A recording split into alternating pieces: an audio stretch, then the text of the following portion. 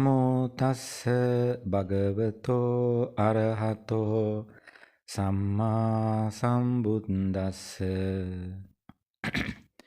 කාමාදී භවත්‍රය ආවරණය කරමින් මේ සක්වල ගැබ පුරා වැඩ සිටින සම්මුති පරමාර්ථ මහා සංඝරත්නයෙන් මට අවසර ලැබේවා. සාදු. මුලින්ම සියලු දෙනාට සුබ දවසක් ප්‍රාර්ථනා කරනවා. මේ නාලිකාවේ පරමාර්ථය අපට මතකයි. එය සපුරාගනු පිණිස මුලින්ම පැති 55කින් ස්ත්‍රියව වටහාගත් බවත් මතකයි.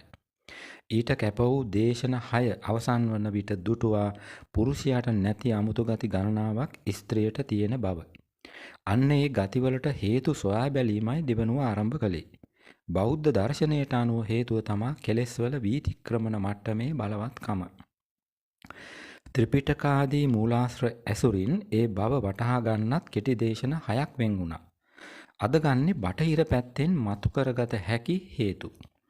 මතු කරගත හැකි කියා විශේෂ කළේ ස්ත්‍රියගේ අමුතු ගතිවලට හේතුවක් බටහිර කිසිවෙක් කියා නැති නිසායි. බටහිර සොයා ගැනීම වලට නුවණ තියලා අප තමා මතු කරගත යුත්තේ. බටහිර විද්‍යාවෙන් පැති 4කට අදාළව සොයාගෙන ඇති තොරතුරු ඒ සඳහා දායක කරගන්නවා. නම් කළොත් පැති 4 මෙහෙමයි. 1 වර්ණදේහ පැත්ත, 2 හෝමෝන පැත්ත, 3 හයිපොතැලමස කියන මොළ කොටසේ ප්‍රමාණය, 4 මොළයේ චිත්ත වේග කලාප පැත්ත. අදාළ මූලාශ්‍ර 4 චිත්‍රද සමගින් දේශනයට පෙර පෙන්වුවා. ඒවා තුලින් ස්ත්‍රියගේ අමුතු ගතිවලට හේතු මතු කර පෙන්වනවා. හොඳින් කන් දෙන්න. තෝරාගත් පැතිවල පළමුවැන්න වර්ණදේහනි. ඉංග්‍රීසියෙන් ක්‍රෝමසෝම් කියන්නේ වර්ණදේහ වලට. කෙටියෙන් කීවොත් වර්ණදේහ යනු රසායනික සංයුති. ප්‍රවේණි විද්‍යාවට අනුව ලිංගික සෛල හැර සෙසු සෑම සෛලයක්ම සැකසී ඇත්තේ පියාගෙන් උරුම එවන් සංයුති හෙවත් වර්ණදේහ 23කින් හා මවගෙන් උරුම වර්ණදේහ 23කින්. ඒ සෑම වර්ණදේහයක්ම පවතින්නේ ව්‍යුහයක් ලෙස. ජාන කියන්නේ ඒ ව්‍යුහයේ ඇති කුඩා ශක්ති ඒකක වලට. වර්ණදේහයක කෙනෙකුගේ ජීවිතයම වෙනස් කළ හැකි එවන් ජාන 20000 සිට 60000 දක්වා ප්‍රමාණයක් ඇති බවත් සොයාගෙන තියෙනවා. ඔය දැනුම පසුබිමේ තබාගෙන දේශනයට පෙර පෙන්වූ මූලාශ්‍රය 1ට දැන් අවධානය යොමු කරමු. ඒට අනුව මුලින්ම වටහාගත යුතු දේ තමා ඉංග්‍රීසි X අක්ෂරයෙන් හා ඉංග්‍රීසි Y අක්ෂරයෙන් නියෝජනය වන වර්ණදේහ වර්ග දෙකක් තියෙන බව. ඒ දෙවර්ගයෙන් ස්ත්‍රී සෛලයක තියෙන්නේ X වර්ගයේම වර්ණදේහ දෙකේ සංයුති. පිරිමි සෛලයක තියෙන්නේ X වර්ගයේ හා Y වර්ගයේ වර්ණදේහ දෙකේ සංයුති. ඒ කියන්නේ X Y කියන වර්ණදේහ දෙකේ සංයුති. ඔය වෙනස වහා වැටහෙන්න තමා මූලාශ්‍රය 1ට යටින් චිත්‍රයකුත් තැබුවේ. විෂාදය සෑදෙන ජානමය සාධකය X වර්ණදේහවල අඩංගු නම් ඒ රෝගය ස්ත්‍රීන් අතර බහුල බවයි බටහිර සොයා ගැනීම. සැබවින්ම ඇත්තත් ඒකනේ. එහෙම කීවේ පිරිමි 10 දෙනෙකුගෙන් එක් අයෙක් විෂාදයට ගොදුරු වන විට ස්ත්‍රීන් 10 දෙනෙකුගෙන් දෙන්නෙක්ම ඊට ගොදුරු වන බව සොයාගෙන ඇති නිසායි. ඒ සොයා ගැනීමට නුවණ තියනකොට වැටහෙනවා ඉහතකී අමුතු ගති ගෙන දෙන හේතුව X වර්ණදේහවල අඩංගු බව. ඇයි එහෙම කියන්නේ? කියන්නේ X වර්ණදේහ එකක් පිරිමියෙකුට හිමිවන විට ස්ත්‍රියකට දෙකක්ම හිමිවන නිසායි. දැන් බටහිර විද්‍යාවෙන් ගත් දෙවන පැත්ත. ඒ තමා හෝමෝන. හෝමෝන කියන්නේ කය තුල නිපදවෙන ස්‍රාවයන්ට. ස්ත්‍රී පුරුෂ ගතිවල වෙනසට තුඩු දෙන වැදගත්ම සාධක දෙක ලෙස බටහිර අය දක්වන්නේ මොළයේත් හෝමෝන වලත් ක්‍රියාකාරීත්වය. මොළයේ හයිපොතැලමස මගින් සිදුවන පාලනයට අනුව ස්ත්‍රිය තුල ප්‍රොජෙස්ටරෝන් හා ඒස්ට්‍රජන් යන හෝමෝන දෙවර්ගයේ වැඩියෙන් නිපදවෙන විට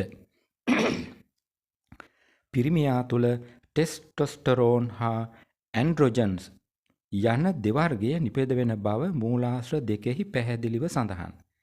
දැන් ටිකක් නතර වෙලා නුවණින් විමසා බලන්න ස්ත්‍රියගේ අමුතු ගති පිටුපස තියෙන තව හේතුවක් මෙතන නැද්ද කියා. මෙතන තියෙනවා. හෝමෝන පැත්තේ ඒ හේතුව තමා ප්‍රොජෙස්ටරෝන් හා ඊස්ට්‍රජන්. මුල් දේශනවලින් සොයාගත් අමුතු ගති පිටුපස ඔය කී හෝමෝන දෙකක් තියෙනවා. දැන් මූලාශ්‍රය 3ට යමු. එහි මුලම සඳහන් ටෙස්ටෙස්ටරෝන් නිපදවීම ස්ත්‍රී ශරීරවලට වඩා පිරිමි ශරීර තුල 20 ගුණයකින් වැඩි බව. එවිට ස්ත්‍රියගේ අමුතු ගති පිටුපස හෝමෝන හේතු දෙකක්ම තියෙනවා. එක තමා ස්ත්‍රී කයේ ප්‍රොජෙස්ටරෝන් හා ඊස්ට්‍රජන් වැඩියෙන් නිපදවීම. අනෙක ටෙස්ටෙස්ටරෝන් ස්ත්‍රී කයේ අඩුවෙන් නිපදවීම. ස්ත්‍රී කයේ ටෙස්ටෙස්ටරෝන් අඩුවෙන් නිපදවීම පිණිස තමා ස්ත්‍රී මොළයේ ඇති හයිපොතැලමස පිරිමියාගේ එකට වඩා කුඩා වී ඇත්තේ. හෝමෝන නිපදවෙන ශරීර කොටසට ග්‍රන්ථි කියා කියනවා. ඇමරිකා වර්ජිනියා වෙරළේ ප්‍රාතිහාරකාරයා යන විරුදාවලියලත් එඩ්ගා කේසි එකී ග්‍රන්ථි හා කර්මය අතර සමතතාවක් තියෙන බව අතීන්ද්‍රිය ඥාණයෙන් සොයාගෙන තියෙනවා. ඒ ගැන සඳහන් කොටස් දෙකක් තමා දේශනයට පෙර මූලාශ්‍රය 4 හා 5 ලෙස පෙන්වුවේ. ඒවා ඔස්සේත් නුවණ මෙහෙවන විට වැටහෙනවා බටහිර විද්‍යාවේ සොයා ගැනීම බෞද්ධ දර්ශනයෙන් පිට නොයන බව. ස්ත්‍රියගේ අමුතු ගති පිටුපස ඇති බටහිර හේතු 3ක් මේ වන විට සාකච්ඡා කරලා අවසන්. දැන් සිව්වැන්න. ඒ තමා චිත්ත වේග කලාපයන්ගේ වෙනස. ඒ වෙනස සඳහන් වෙනවා දේශනයට පෙර පෙන්වූ මූලාශ්‍රය 6හි. කුමක්ද වෙනස? වෙනස මෙහිම ගොනු කරන්නම්. පිරිමියාගේ දකුණු මොළයේ තැන් දෙකක පමණයි චිත්තවේගී කලාප තියෙන්නේ. ඒ තැන් දෙකේ තරමක් ඝනව චිත්තවේග කලාප තිබුණට පිරිමි වම් මොළයේ ඒ කලාප පිහිටලා නැහැ. එයට අනුව පිරිමියා වම් මොළය භාවිතා කරන විට චිත්තවේගී නොවි දැඩිව ක්‍රියා කළ හැකි බවත් සොයාගෙන තියෙනවා. තවත් සරල කළොත් වහා තරහ යාම, වහා දුක දැනීම, වහා මුලා වීම වැනි ගති පිරිමියට පාලනය කරගත හැකි බවයි ඉන් කියවෙන්නේ. ස්ත්‍රියගේ චිත්තවේග කලාපයන්ගේ පැතිරීම ඊට බොහෝ බලවත්. ඔවුන්ගේ මොළයේ වම් දකුණ යන අර්ධගෝල දෙකේම චිත්තවේග කලාප තියෙනවා. තියෙන්නේත් ගෝල දෙක පුරා පැතිරිලා. ඒ නිසා ගැහැණුන්ගේ චිත්තවේගී සංවේදීතාව පිරිමියාට වඩා බෙහෙවින් බලවත් බවත් සොයාගෙන තියෙනවා. වහා තරහ යාම, වහා දුක දැනීම, වහා මුලා වීම, රැවටීමට ගොදුරු වීම, ආදරයේ රාගික බව උවත් පිරිමියට සාපේක්ෂව වැඩි බව තමා ඉන් කියවෙන්නේ. බටහිර සොයා ගැනීම මත පිහිටලා ස්ත්‍රියගේ අමුතු ගති පිටුපස ඇති හේතු මතු කර ගැනීම ඉන් නිම වෙනවා. සාරාංශයක් වශයෙන් කීවොත් ඒ ගති පිටුපස බටහිර හේතු 4ක් තියෙනවා. එක තමා ස්ත්‍රී පුරුෂ වශයෙන් වර්ණදේහ සංයුති දෙකේ වෙනස. 2 ස්ත්‍රී පුරුෂ වශයෙන් නැති හෝමෝන වර්ගයන්ගේ වෙනස හා ඒවා නිපදවෙන ප්‍රමාණයන්ගේ වෙනස. 3 හයිපොතැලමස නැමැති මොළ කොටසේ ප්‍රමාණවල වෙනස. අවසන් එක තමා චිත්තවේග කලාප පිහිටීමේ වෙනස. ඔය සාධක හෙවත් පැතිවල ස්ත්‍රී පුරුෂ ભેදය ඒ ආකාරයෙන්ම පිහිටන්නත් යම් හේතුවක් තිබිය යුතුයි නේද? වහා වැටහෙනසේ ඒ පැනයම මෙහෙම බෙද බෙදා අහන්නම්. ස්ත්‍රීන්ට ඉංග්‍රීසි X අක්ෂරය නියෝජනය වන XX වර්ණදේහ සංයුති ලැබෙද්දී පිරිමියට XY වර්ණදේහ සංයුති ලැබෙන හේතුව කුමක්ද? පිරිමින්ට ලැබෙන චෙරි ගෙඩියක තරමේ විශාල හයිපොතැලමසක් ඇයි ස්ත්‍රියට නොලැබෙන්නේ? පිරිමි මොළයේ මෙන් චිත්තවේග කලාප දකුණු මොළයේ පමණක් ස්ත්‍රී මොළයේ නොපිහිටන්නේ ඇයි? ප්‍රඥාවේ දහමට හිමිකම් කියන අපි ඔන්න ඔය විදියට ප්‍රශ්න කරන විට තමා අපේ නුවණ මෝරන්නේ. ඒ කෙසේ වෙතත් එබඳු ප්‍රශ්නවලට බටහිර විද්‍යාවෙන් මෙතෙක් පිළිතුරු සොයාගෙන නැති බව බොහෝ පැහැදිලි. මොන පරීක්ෂණ කළත් අනාගතයේත් ඔවුන්ට ඒවට පිළිතුරු සොයාගන්න බෑ.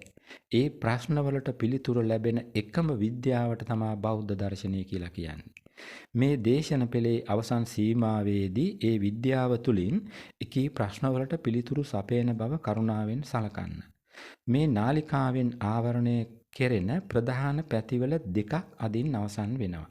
ඒ තමා ස්ත්‍රියගේ අමුතු ගති හා ඒ ගතිවලට හේතු කියන පැති දෙක. දේශන මාලාව යටතේ ඊළඟට ගන්න තියෙන්නේ බුදු පියාණන් ශ්‍රේෂ්ඨ ස්ත්‍රිය කීවේ කාටද යන්න. එය තමා ඊළඟ දේශනයේ මාතෘකාව වෙන්නේ. අද දේශනය මින් නිමයි. සියලු සත්වයෝ සුඛී සුවපත් වෙත්වා.